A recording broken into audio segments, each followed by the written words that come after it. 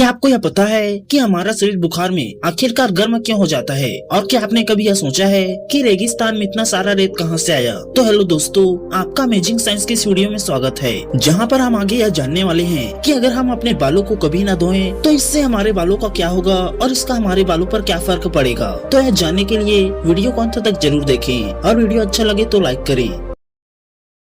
क्या आपने कभी सोचा है कि जब हमें बुखार आता है तो हमारे शरीर का तापमान अचानक से इतना ज्यादा क्यों बढ़ जाता है? तो अगर आप इसके पीछे का कारण नहीं जानते तो इस वीडियो को जरूर देखें। तो दोस्तों, जब हमें बुखार आता है तो हमारे शरीर के अंदर बहुत से बैक्टीरिया और वायरस आ जाते हैं, और जब इसके बारे में हमारी इम्यूनिटी सिस्टम को पता चलता है तो वह बहुत जल्दी से प्रोजीन नाम का एक केमिकल रिलीज करता है। फिर यह केमिकल हमारे ब्रेन के उस पार्ट को, जो कि हमारे शरीर के तापमान को नियंत्रित करता है, जिसे हाइपोथैलेमस भी कहते हैं, उसे यह सूचना देता है कि हमारे शरीर के तापमान को बढ़ाया जाए। जिससे जब दिमाग को यह सूचना मिलती है तो वह तुरंत से ही हमारे शरीर के तापमान को बढ़ा देता है, ताकि हमारा शरीर बाहर से आने वाले इन बैक्टीरिया और वायरस से दो मुकाबला कर सके और उन्हें हमारे शरीर से नष्ट कर बाहर निकाल सके। तो इस तरह से हमारे शरीर के इम्यूनिटी सिस्टम द्वारा हमारे शरीर के तापमान को बढ़ा दिया जाता है, ताकि इससे हमारे शरीर में आने वाले बाहरी केमिकल से बचाव किया जा सके।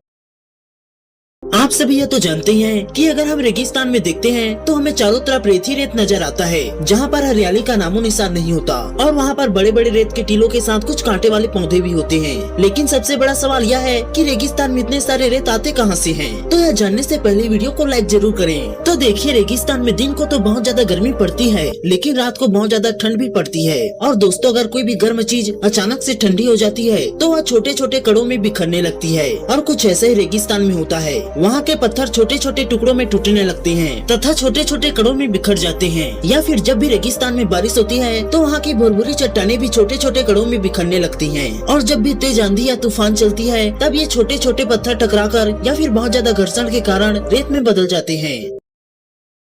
क्या आपने कभी सोचा है कि क्या होगा अगर हम अपने बालों को कभी न धोएं? तो चलिए जानते हैं कि अपने बालों को न धोने से हमारे बालों पर इसका क्या असर पड़ेगा। तो दोस्तों, हम अपने बालों को हफ्ते में 2 से 3 बार शैम्पू से धोते हैं, लेकिन अगर हम 1 महीने तक बालों को न धोएं तो इससे हमारा बाल धीरे धीरे घना होने लगेगा। लेकिन अगर वहीं पर हम अपने बालों को 2 से 3 महीने तक नहीं धोते हैं तो इससे हमारे सिर से बदबू आने लगेगी, क्योंकि हमारे सिर का बाल हमारे सिर के नमी को रोक कर रखता है, और धीरे धीरे हमारे पूरे सिर पर फ्यूम की एक मोटी परत जम जाएगी। इससे शुरुआत में तो हमारे सिर का बाल स्वस्थ और घना रहेगा। हमारे सिर पर पनपने वाली बैक्टीरिया और तेल की नमी के कारण हमारे सिर का पूरा बाल आपस में चिपक जाएगा, जिससे हमारे बालों का ग्रोथ रुक जाएगा और वह बढ़ना बंद कर देंगे। और अगर यही प्रक्रिया 1 साल तक चलती रही तो हमारे सिर पर मौजूद बैक्टीरिया और हमारे सिर के तेल की नमी के कारण हमारे सिर का बाल पूरी तरह से झड़ जाएगा और इससे हम गंजे हो जाएंगे। इसके साथ ही हमारे सिर पर मौजूद